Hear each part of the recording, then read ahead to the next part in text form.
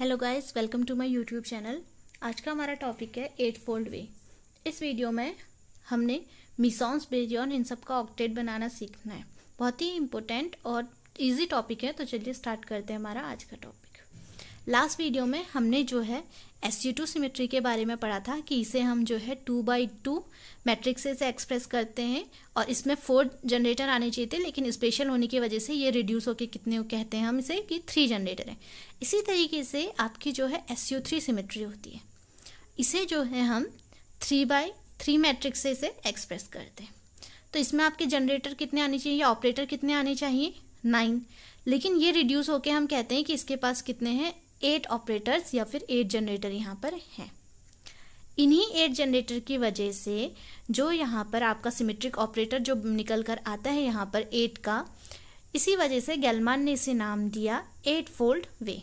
जैसे आपका बुद्धिज्म में होता है 8 फोल्ड पाथ निर्वाणा के, उसी तरीके से यहाँ पर इसे नाम दिया 8 फोल्ड वे। इसका बुद्धिज्म से लेना देना कुछ नहीं है, ये सिर्फ आपको यहाँ पे जो फिजिक्स में ये आपको बताता है कि आपके हाइड्रॉन्स पार्टिकल को कैसे हम ज्योमेट्रिक, जब आप उन्हें प्लॉट करते हैं, अभी बताती हूँ आपको कैसे करते हैं। तो जब आप इनको प्लॉट करते हैं तो किस तरीके का आपका ज्योमेट्रिक पैटर्न निकल कर आता है, कैसे ये ऑक्टेट वगैरह बनाते हैं, ये चीज़ यहाँ पर इसे बताता है। एक बार इसकी रीडिंग लगा लेते हैं। SU3 stand for special unitary group in 3 dimension. In 3 dimension unitary group, there are in general 3x3 equal to 9 operator. 9 operator होने चाहिए, but restriction of special reduces the number to 8. लेकिन restriction की वजह से ये क्या हो जाते हैं, 9 से 8 इनके पास जनरेटर कहलाते हैं। गेलमान has referred to the resulting group of symmetry operator as the 8-fold way. जो गेलमान ने इसे नाम दिया वो क्या दिया, 8-fold way, named by Buddha's 8-fold path to nirvana. But in physics 8-fold way is an organisation scheme for hadron. Hadron particles को कैसे ऑर्गेनाइज करना है, इस चीज़ के बारे में ही बताता है। जब इन्होंने बनाया तो इन्होंने क्या करा, when hypercharge of particle is plotted against third component of isospin symmetrical patterns appear. क्या हुआ, जब आपके हाइपर चार्ज को आपने यानी कि y = b+s को इसका ग्राफ प्लॉट करा आइसोस्पिन के साथ, तो हमें कुछ सिमेट्रिक पैटर्न्स यहाँ पे देखने को मिले।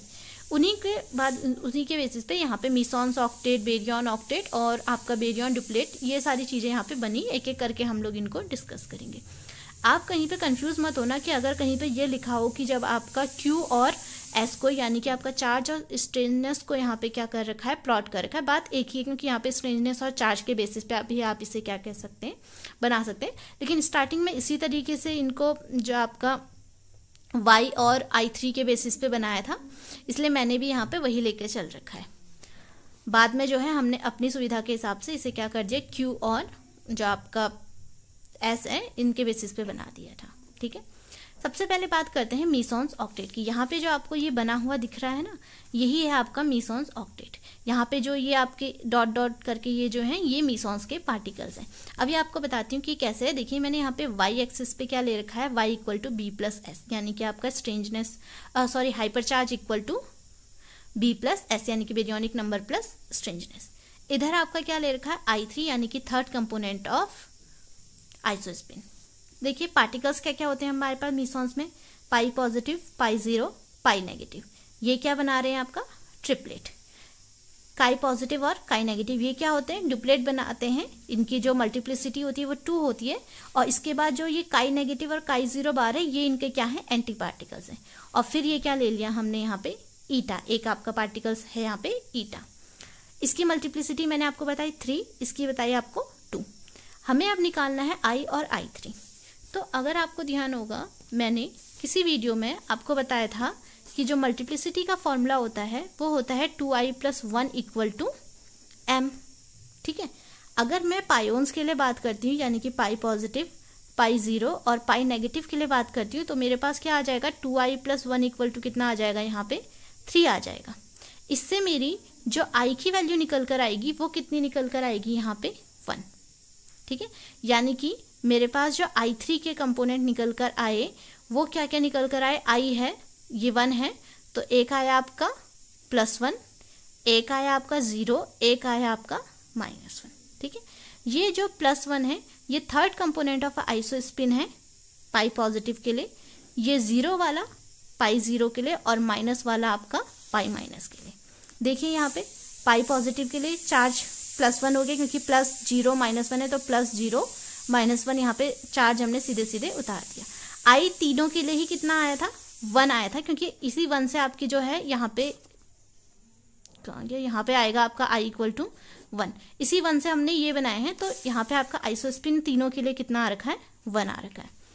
I3 की वैल्यू पाई पॉजिटिव के लिए +1i, पाई 0 के लिए 0i और पाई नेगेटिव के लिए -1i। ये मीसॉन्स हैं, तो बेरियोनिक नंबर यहाँ पे क्या हो जाएगा, सारे 0 हो जाएंगे। इनके लिए ये ध्यान रखना, स्ट्रेंजनेस आपको लर्न करनी पड़ेगी। इनके लिए ध्यान रखना कि स्ट्रेंजनेस क्या होती है, 0 होती है। हाइपर चार्ज निकाले हम y = b + s, तो 0 + 0 0, 0 + 0 0, 0 + 0 0। इसी तरीके से कायोन्स की बात करते हैं, तो कायोन्स मैंने आपको क्या बताया कि ये क्या होते हैं, डबलेट होते हैं, यानी कि एक होता है आपका काई पॉजिटिव, एक होता है आपका काई 0। तो 2i + 1 = कितना हो जाएगा आपके पास, 2 हो जाएगा।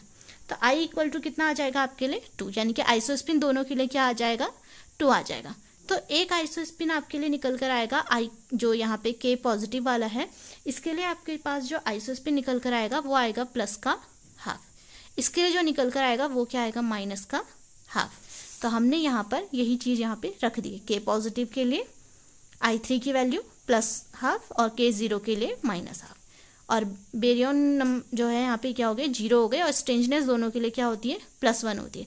तो y = क्या आ गया आपका, 0 + 1 1, 0 + 1 1। काई 0 है, चार्ज -1 हो गया। आई तो जो यहाँ पे इसका पार्टिकल है सेम रहेगा, पार्टिकल्स और एंटी पार्टिकल्स का आई हमेशा सेम होगा, लेकिन ध्यान रखना स्ट्रेंजनेस और I3 जो हो जाएंगी, ये दोनों क्या हो जाएंगी, अपोजिट हो जाएंगी। तो K पॉजिटिव का एंटी पार्टिकल है, तो यहाँ पे I3 की वैल्यू क्या हो जाएगी, इसके लिए +½ थी तो इसके लिए -½ हो जाएगी। उसी तरीके से जो K यहाँ पे 0 है, इसके लिए -½ थी तो K0 के एंटी पार्टिकल के लिए ये क्या हो जाएगी, +½ हो जाएगी। ये तो सारे मीसॉन्स हैं, तो इन सबका बेरियोनिक नंबर 0 ही होगा। स्ट्रेंजनेस की बात करें, K पॉजिटिव के लिए क्या थी, +1 थी, तो K0 के लिए क्या हो जाएगी, K- के लिए क्या हो जाएगी, -1। अब K0 के लिए आपका जो स्ट्रेंजनेस थी वो +1 थी, तो उसके एंटी पार्टिकल के लिए -1। जब आप B + S करेंगे तो -1 -1। और ईटा के लिए क्या होता है, चार्ज 0 है आपका, I भी 0 निकल कर आता है क्योंकि सिंगलेट है, I3 भी 0 हो गया, इस वजह से बेरियोनिक नंबर तो है ही 0, और S = भी ये 0 होता है इसके लिए स्ट्रेंजनेस, तो y = क्या आ गया आपका, 0 आ गया। अब मैं क्या करती हूँ, यहाँ पर इसे प्लॉट करती हूँ आपका y और किसका, S के बीच में। सबसे पहले पाई पॉजिटिव देखिए, इसके लिए I3 कितना है आपका, यहाँ पे +1 और y कितना है, 0, तो ये क्या आ जाएगा, यहाँ पर आ जाएगा, ये क्या आ गया आपका +1। इसके लिए 0, 0 तो 0, 0। इसके लिए -1 और ये 0, तो -1 और ये क्या आ गया आपका 0। इसी तरीके से काई पॉजिटिव में आपका क्या है, +½ और +1, ठीक है। +½ यहाँ पे बना रखा है मैंने, ये रहा आपका 0, +½ 1, ये -½ -1, तो +½ और 0, यानी कि ये यहाँ पर आ गया आपका काई पॉजिटिव, यहाँ पर आ गया। इसी तरीके से काई 0 क्या आएगा आपका, -½ और यहाँ पर ये कितना है, +1, तो -½ इसके +1, ये इस तरीके से आ गया। काई नेगेटिव और काई इसका देखिए, ये दोनों आपके यहाँ पर आएंगे। ये देखिए जो आपका काई नेगेटिव है ये कितना है, -½ -1, तो ये -½ -1, तो ये आपका क्या है, काई नेगेटिव है। काई 0 नहीं लगाना है यहाँ पे, काई नेगेटिव है। इसके बाद काई 0 जो का एंटी पार्टिकल जो था, काई 0 का एंटी पार्टिकल वो क्या है यहाँ पे आपका, +½ और -1, तो ये आया आपका +½ और -1, ये यहाँ पर आ गया। तो इस तरीके से हमने क्या करा, इन सबको इस तरीके से मैंने यहाँ पे लाइन खींच के जो है जोड़ा, तो मुझे क्या दिखा, एक ऑक्टेट की फॉर्म यहाँ पे दिखी है, ठीक है। अब देखो जो ईटा था वो 0 था, तो मैंने यहाँ पे क्या करा, यहाँ पे 0 बना दी कि 8 पार्टिकल्स हैं, तो 8 पार्टिकल्स की वजह से यहाँ पे बोला गया ऑक्टेट, ठीक है। जो यहाँ पे आपको येलो से हाईलाइट करा हुआ दिख रहा है ना, ये लाइनें ये दिखाती हैं आपको, इन सब के लिए जो येलो लाइन से इस तरीके से करी हैं, इनके लिए जो स्ट्रेंजनेस होगी वो क्या होगी, हमेशा सेम होगी।